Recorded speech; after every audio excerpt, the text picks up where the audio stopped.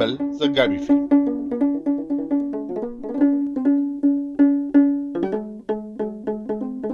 የኦጋዴኑ አንበሳ ፍጻሜ።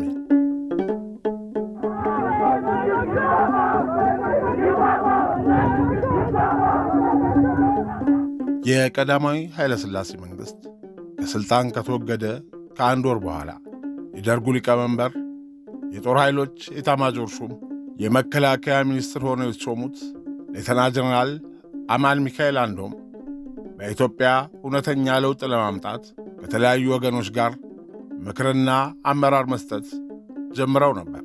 ሌተና ጀነራል አማን አንዶም እያደረጉት ያለውን እንቅስቃሴ ያልወደዱት መንግሥቱ ኃይለ ማርያምና ጓዶቻቸው በሌተና ጀነራሉ ላይ የተለያዩ ሴራዎችን ያቀነባብሩባቸው ጀመር። ሌተና ጀነራል አማን የኤርትራን ችግር ለመፍታት የሚቻልበትን መንገድ በባለሙያ የተደገፈ ጥናት እንዲደረግላቸው ይፈልጉ ነበር። ለደርግ ሳያሳውቁ ከአንድ ስሙ ያልተገለጸ መንግሥት ዘንድ ባለሙያ አስመጥተው በሳቸው ቢሮና በሳቸው ዕውቅና ብቻ ለአንድ ወር ያህል አዲስ አበባ ተቀምጦ የሠራውን ጥናት አስረክቦ ተመልሷል።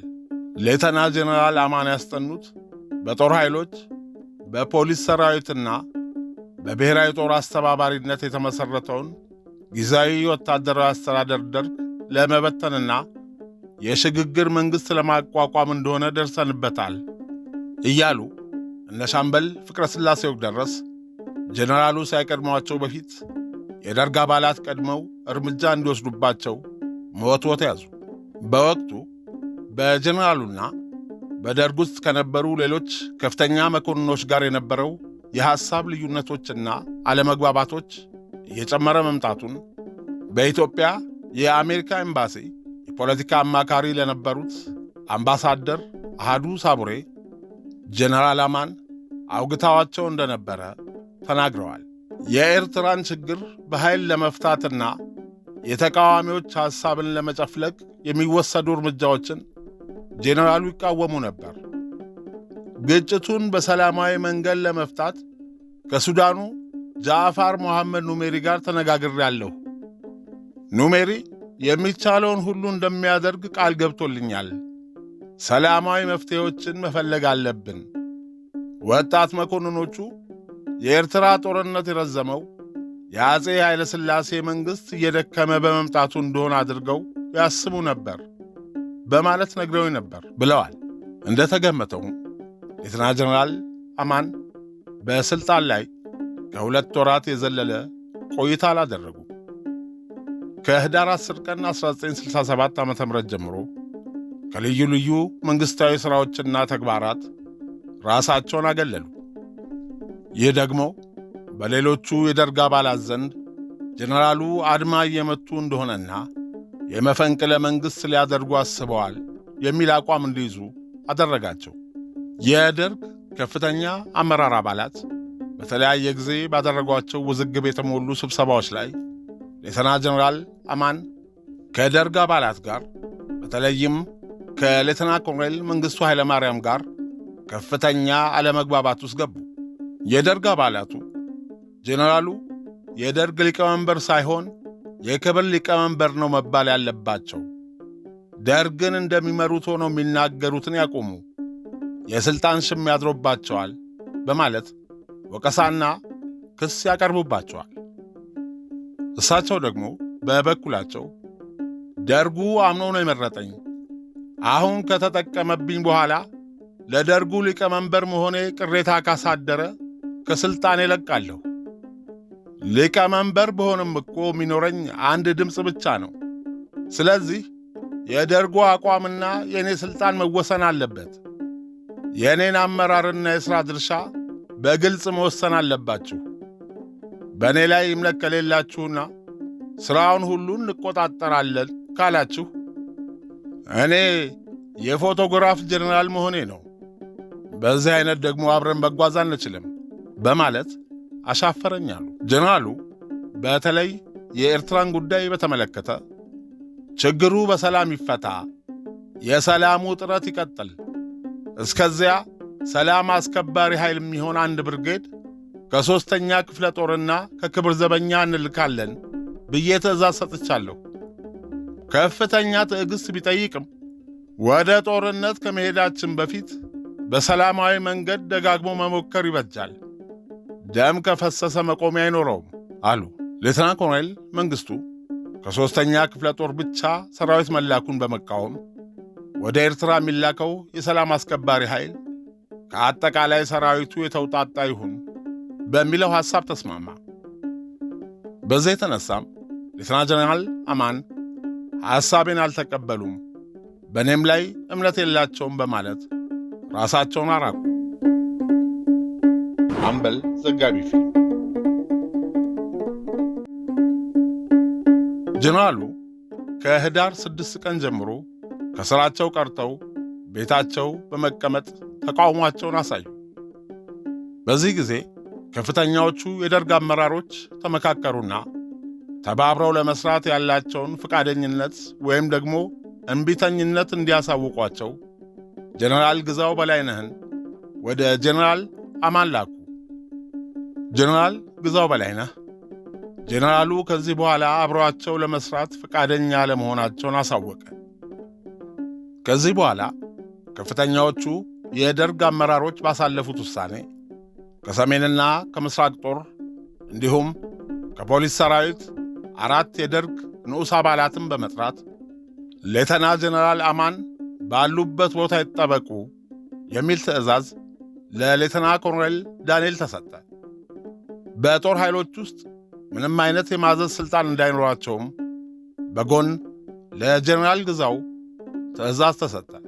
ከፖሊስ ሰራዊት ከሰሜንና ከምስራቅ ጦር ተጠርተው የመጡት ንዑስ አባላት ጀነራሉን ማነጋገር አለብን ብለው ደጋግመው ቢጠይቁም የጀነራል አማን ጉዳይ ተወስኖ ያለቀለት በመሆኑ ማነጋገር እንደማይችሉ ተገለጸላቸው። ይህ ሁሉ ሲሆን የሌተና ጀነራል አማን ስልክ በደህንነት ባለሙያዎች እንዲጠለፍ ተደርጎ ነበር። ታዲያ ጀነራሉም የስልካቸውን መጠለፍ ያውቁ ነበር። ህዳር 13 ቀን 1967 የሱዳን ወታደራዊ አታሼ ጸሐፊ ከነበሩት ከወይዘሮ የወርቅ ውሃ ጋር በስልክ ባደረጉት ውይይት ላይ ስልኬ ተጠልፏል፣ የሆነ ሆኖ እኔ አልፈራም፣ ሰው ሁሉ ግድ የለም ትንሽ ጠብቅ ነው የሚለኝ።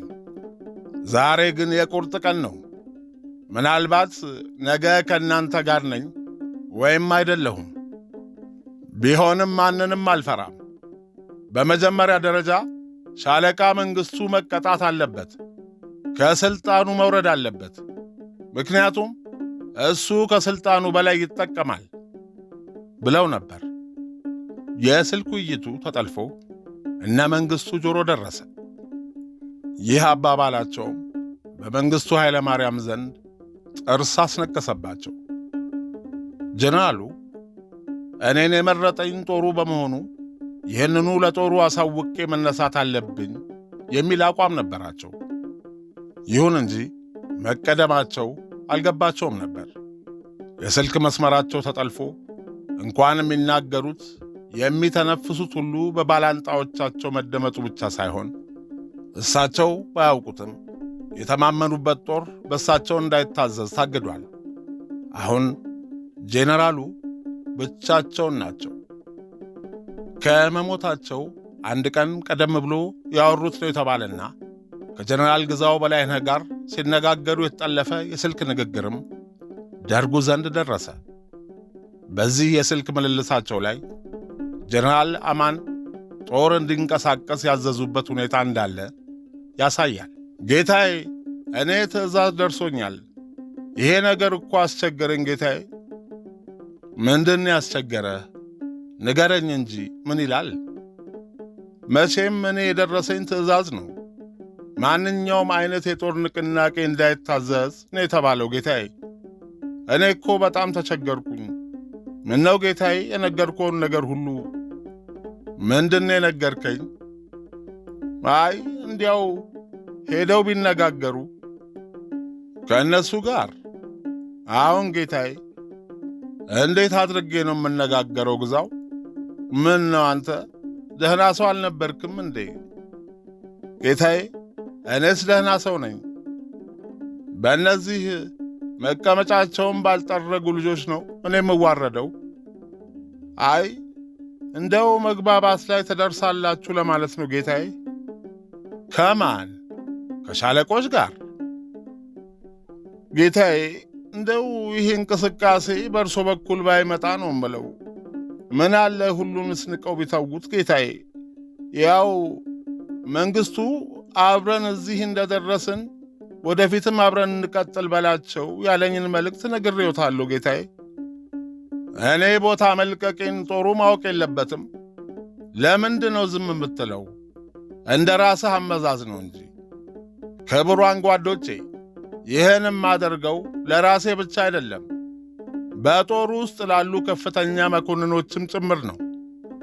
አንተም ካልተጠነቀቅ ወደፊት ምን እንደሚያደርጉ ታያለህ።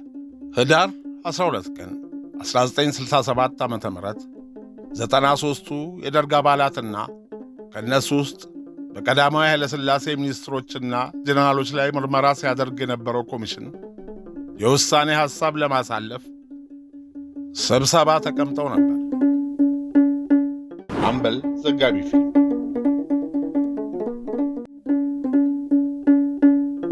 ከጀነራሉ ስልክ ላይ ተጠልፎ የተቀረጸ ንግግር መንግሥቱ ኃይለማርያምና አጥናፉ አባተ የደርጉ አባላት እንዲሰሙት አደረጉ። ከዚያ በኋላ በዕለቱ የተላለፈውን የመርማሪ ኮሚሽኑን የውሳኔ ሐሳብ ወደ ጎን በማድረግ በሞት እንዲቀጡ ድምፅ እንዲሰጥባቸው አደረጉ። ሌተና ጀነራል አማን ሚካኤል አንዶም ስማቸው በሞት እንዲቀጡ ውሳኔ ከተላለፈባቸው የቀዳማዊ ኃይለ ሥላሴ ሚኒስትሮችና ጀነራሎች ስም ዝርዝር ውስጥ በ58ኛ ተራ ቁጥር ላይ እንዲሰፍር ተደረገ። ቀጣዩ እርምጃ ጀነራሉ ተይዘው መጥተው እንዲታሰሩ፣ አሻፈረኝ ካሉ ደግሞ እንዲገደሉ ደርጉ ትዕዛዝ ሰጠ።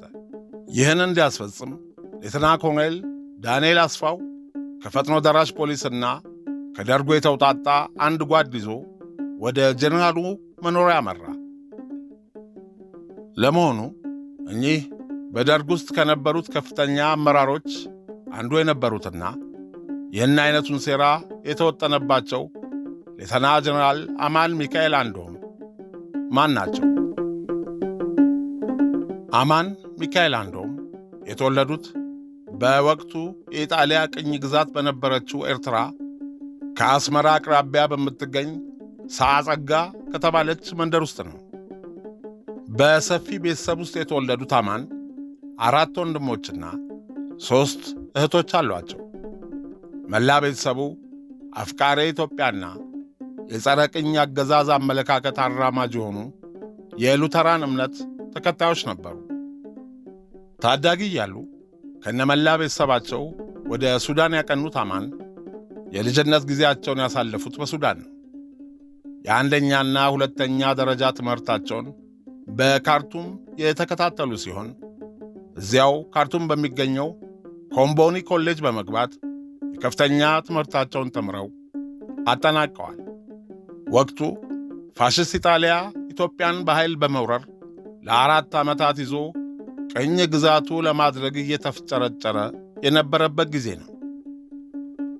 ለ4 ዓመታት በእንግሊዝ አገር በስደት የቆዩት የኢትዮጵያ ንጉሠ ነገሥት ግርማዊ ቀዳማዊ ኃይለ ሥላሴ በቆራጥ ኢትዮጵያውያን አርበኞች ብርታትና በእንግሊዝ ጦር ድጋፍ የፋሽስት ኢጣሊያን ጦር ከአገራቸው ጠራርገው ለማስወጣት ከእንግሊዝ ወደ ሱዳን በመጡበት ወቅት ነው አማን ከንጉሠ ነገሥቱና ከልጆቻቸው ጋር የተዋወቁት። ወጣቱ አማን አንዶምና ወንድሞቹ መለስ አንዶም፣ ዮሐንስ አንዶምና መላው የቤተሰብ አባላት ከስደት ተመልሰው የነጻነቱን ትግል ለማስተባበር ከሚታተሩት ቀዳማዊ ኃይለ ሥላሴ ጋር በአጭር ጊዜ ውስጥ የቤተሰብ ያህል ቅርበት ለመመስረት አላዳገታቸውም ነበር። ወጣቱ አማን በወቅቱ ሱዳን ውስጥ ሶባ በተባለው ስፍራ ከነበረው ቅዱስ ጊዮርጊስ የጦር ትምህርት ቤት እንዲያስገቧቸውና ሥልጠና ወስደው ለኢትዮጵያ ለመሞት ዝግጁ መሆናቸውን በመግለጽ ንጉሠ ነገሥቱን ተማጸኗቸው። ወታደር ለመሆን ያቀረቡት ልመና ንጉሠ ነገሥቱን ቢያስደስታቸውም አንተ ገና ታዳጊ ነህ፣ ውትድርና ሳይሆን ሌላ ሙያ እናስተምርሃለን በማለት ሐሳቡን ለማስቀየር ሞከሩ። አማን ግን በውሳኔያቸው በመጽናት ሐሳባቸውን እንደማይቀይሩ አስረግጠው ተናገሩ። ቀዳማዊ ኃይለ ሥላሴ የኢትዮጵያን ዘመናዊ የጦር ኃይል እንደ አዲስ ለማደራጀት በወቅቱ እንደ እርሾ ይሆን ዘንድ ለመለመሏቸው ኢትዮጵያውያን በአንደኛ ኮርስ በእንግሊዝ የጦር መኮንኖች ይሰጥ የነበረውን ወታደራዊ ሥልጠና እንዲማሩ በቅዱስ ጊዮርጊስ የጦር ትምህርት ቤት እንዲገቡ አደረጉ። ሥልጠናውን በሚገባ ተከታትለው ያጠናቀቁት ወጣቱ አማን በኢትዮጵያ የጦር ኃይል ውስጥ የመለያ ቁጥር 12 በመሆን ከጦር ትምህርት ቤቱ ተመረቁ።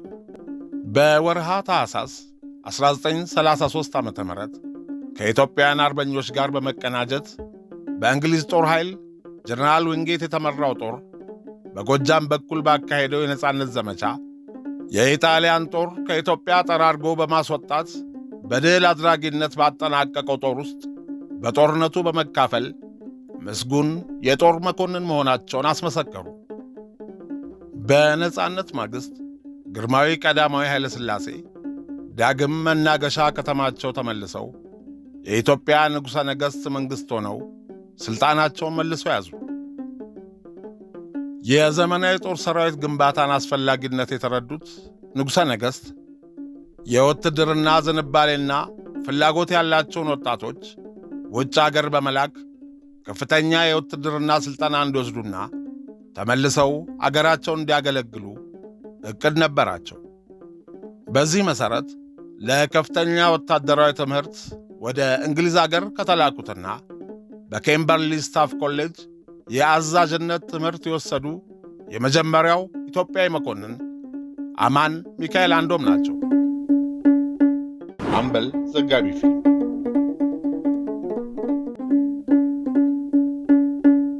በ1939 ዓ.ም የሌተና ኮሎኔልነት ማዕረግ ያገኙት አማን በትግራይና በወሎ ይገኙ የነበሩትን የ8ኛና የ17ኛ ሻለቃ ጦር በአዛዥነት የሚመሩ የዘመናዊ የጦር ኃይል ግንባታ ላይ ትኩረት ሰጥተው የሚንቀሳቀሱ ተስፋ የጣለባቸው በአገር ወዳድ መኮንነታቸው በሰራዊቱና ከሰራዊቱ ጋር ቅርበት ባላቸው የህብረተሰብ ክፍሎች ዘንድ ከፍተኛ ዕውቅና ነበራቸው። ንጉሠ ነገሥቱ ያራምዱት በነበረው የኮሌክቲቭ ሴኩሪቲ መርህ መሠረት በ1943 ዓ.ም በኮሪያ የተቀሰቀሰውን ጦርነት ለማስቆም ወደዚያ ከሚዘምተው የሰላም አስከባሪ ጦር ውስጥ የኢትዮጵያ ጦር እንዲካተት ወሰኑ። ይህን ተከትሎም አማን ሚካኤል አንዶም በወታደራዊ አመራር ብቃታቸውና በላቀ የእንግሊዝኛ ቋንቋ ችሎታቸው ተመርጠው የአንደኛውን ቃኞች ሻለቃ ጦር በመምራት ወደ ኮሪያ ዘመቱ። በኮሪያ ጦርነት ላይም ያላቸውን የአዛዥነት ጥበብና ብቃት ያስመሰከሩ ድንቅ ወታደራዊ መኮንን ነበሩ። በ1952 ዓ.ም በኮንጎ የተቀሰቀሰውን ጦርነት ለማስቆም ከተላከው ዓለም አቀፍ የሰላም አስከባሪ ጦር ጋር የዘመተውን የኢትዮጵያ ወታደራዊ ኃይል በመምራትም ድንቅ የአዛዥነት ወታደራዊ ብቃታቸውን አስመስክረዋል።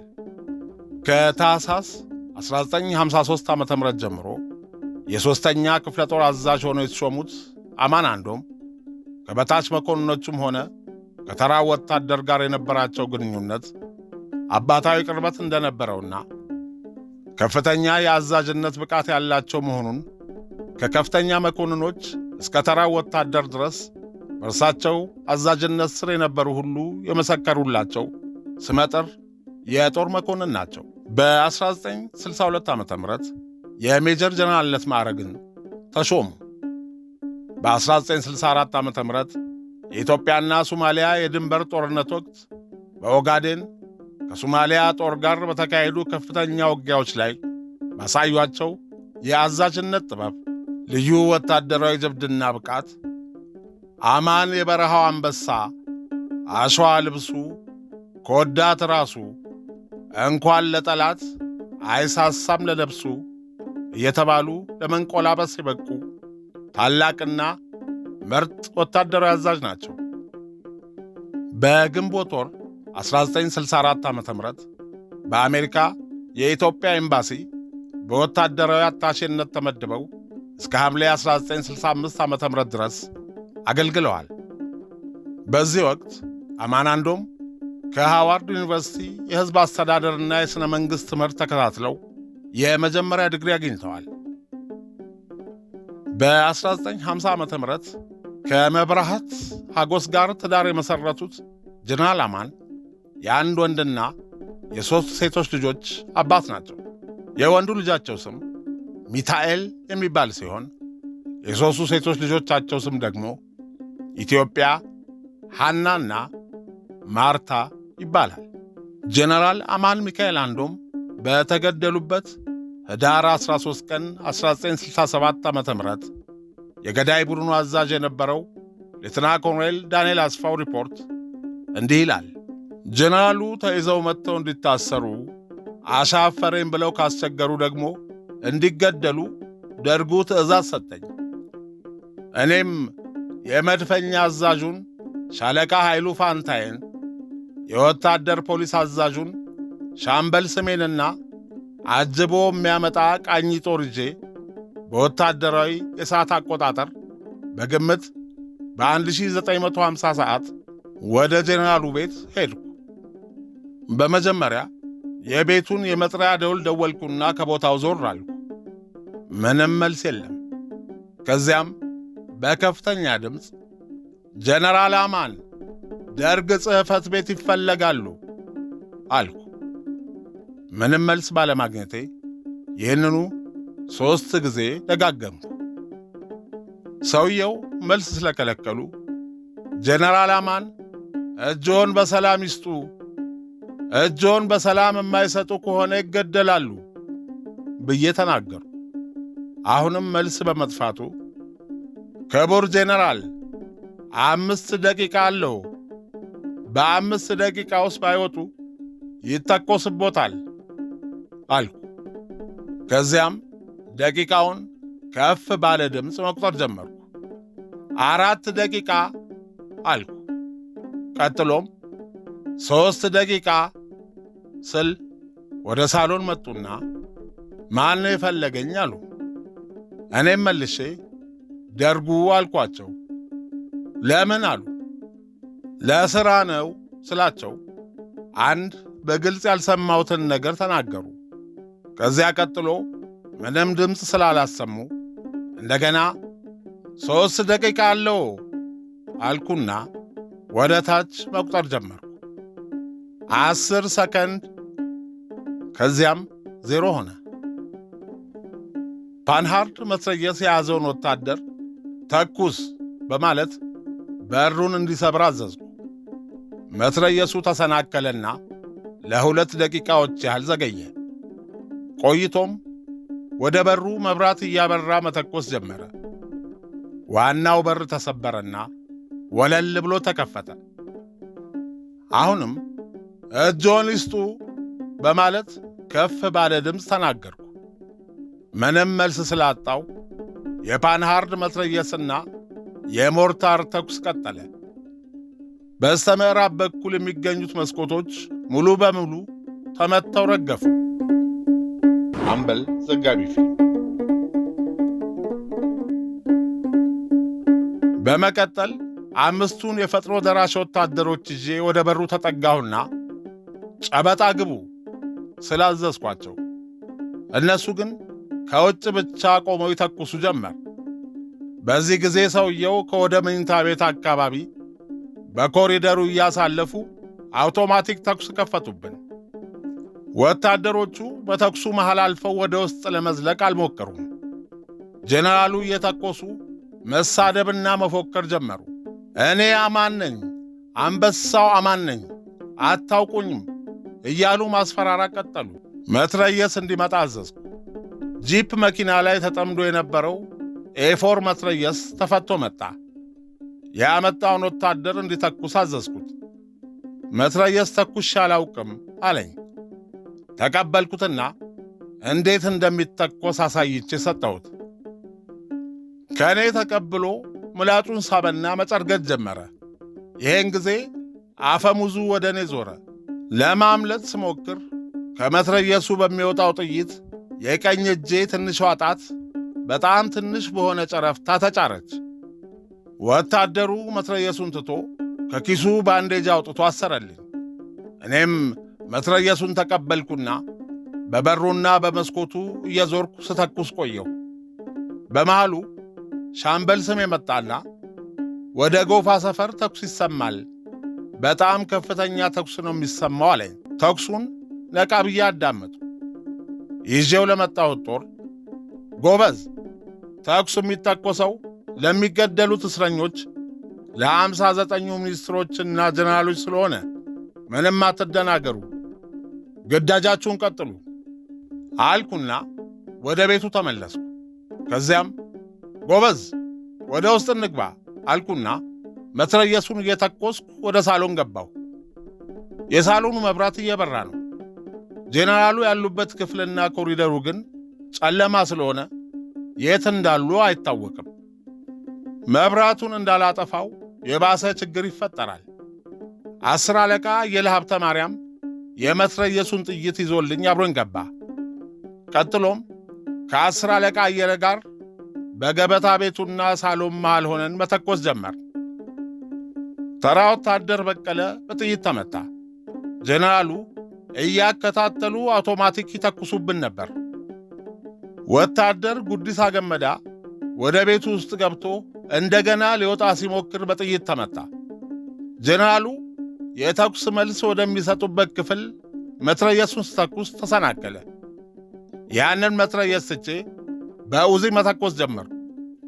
10 አለቃ አየለ መትረየሱን አስተካክሎ መተኮስ ጀምሮ ነበር። ነገር ግን መትረየሱ በድጋሚ ተሰናከለበት። መተኮስ ያቆመውን መትረየስ ተቀብዬ አየሁና ተውኩት። 10 አለቃ አየለ መትረየሱን ሲቀበለኝ በጥይት ተመታ። በዚህ መሃል ታንክ መጥቷልና አብረህ እንዳትመታ ውጣ የሚል ጩኸት ከውጭ አስተጋባ። የገበታ ቤቱን መስኮት ከፍቼ ዘለልኩና ወጣሁ። ታንኩ ወደ ቤቱ ተጠግቶ እየገፋ እንዲያፈርሰው ተደረገ። ጄኔራሉ በጀርባቸው ወድቀዋል። ወታደሮች ገብተው አስክሬናቸው እንዲያወጡ ጠራሁ። የጄኔራሉ አስክሬን ከወደቀበት ስፍራ ላይ አንድ ድግኑ ኡዚ መትረየስና አንድ ኮልት 38 ሽጉጥ ተገኘ ይላል የሌተና ኮሎኔል ዳንኤል አስፋው ሪፖርት። እኒያ በዱር በገደሉ ለአገራቸው ዳር ድንበር ደማቸውን ያፈሰሱ፣ በሰራዊቱ ውስጥ በጀግንነት የሚወደሱት፣ ታላቅ ፍቅርና ክብር የነበራቸው፣ አሸዋ ልብሱ ኮዳት ራሱ የተባሉ ይወደሱ የነበሩት ሌተና ጀነራል አማን ሚካኤል አንዶም የሕይወት ጉዞ ከ51 ዓመታት በፊት በእንዲህ አይነት መንገድ ተቋጨ። ክብር ለሰማዕታት። አምበል ዘጋቢ ፊልም